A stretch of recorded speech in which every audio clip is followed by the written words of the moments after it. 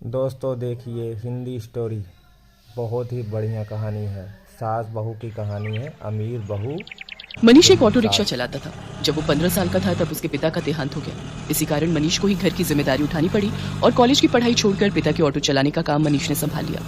मनीष की बड़ी बहन सुलेखा की शादी में जो उसके पिता ने कर्जा लिया था उसे उतारने के लिए मनीष ने अपना घर भी बेच दिया और माँ के साथ किराए के घर में रहने लगा। मनीष की बड़ी बहन अपने ससुराल में खुश है। इस बात की उसे बहुत तसल्ली है।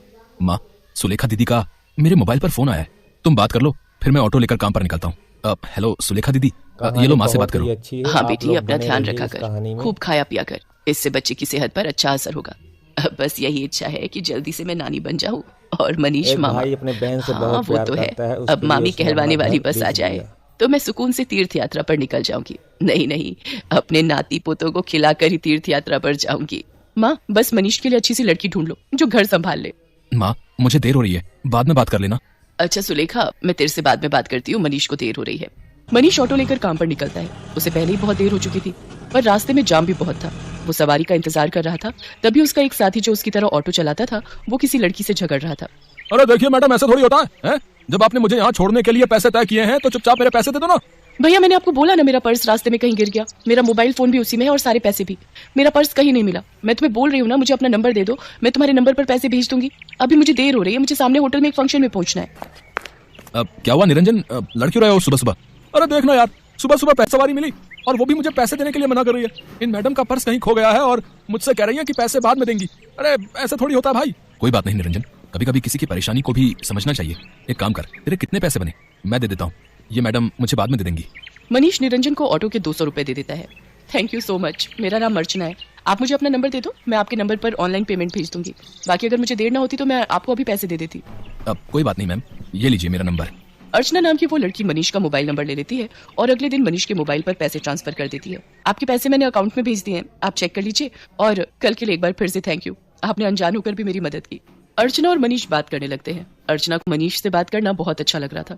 उसके बाद एक दो बार अर्चना की मुलाकात मार्केट में मनीष से हो ही जाती है। धीरे धीरे दोनों दोस्त बन जाते हैं। मनीष को पता चलता है कि अर्चना एक बहुत ही अमीर खानदान की लड़की है, तो वो उसे समझाता है।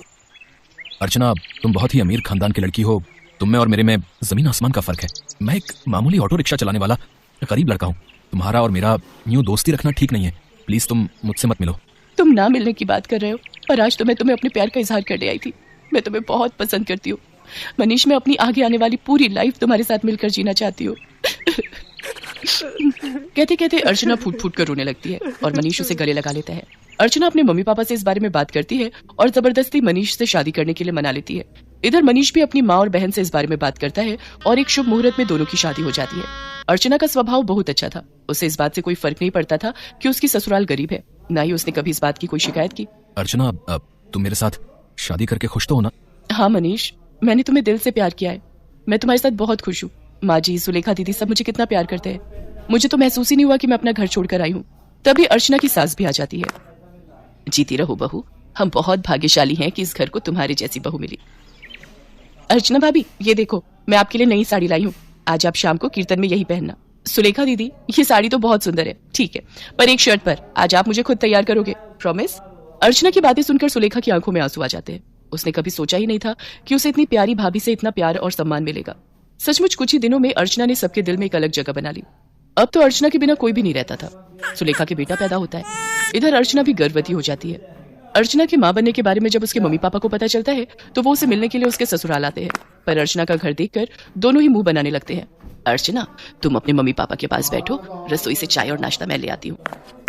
क्या बात है अर्चना, तुम इस हालत में भी घर के काम खुद ही करती हो? तुम्हारे घर में कोई नौकर चाकर नहीं है क्या? कैसी बातें करती हो ललिता, तुम जानती भी हो तुम्हारी बेटी किस घर में ब्याही है। यहाँ 2 वक्त की रोटी खाने के लिए भी सोचना पड़ता है। एक टाइम की सब्जी दूसरे टाइम खाते होंगे ये भला क्या नौकर चाकर रखेंगे? नहीं पापा, ऐसी कोई बात नहीं है। माँ जी और मनीष ने तो मुझे कई बार कहा है कि मैं घर में कोई काम वाली रख लूं, पर पूरा दिन मैं घर पर होती हूँ, मेरा भी मन नहीं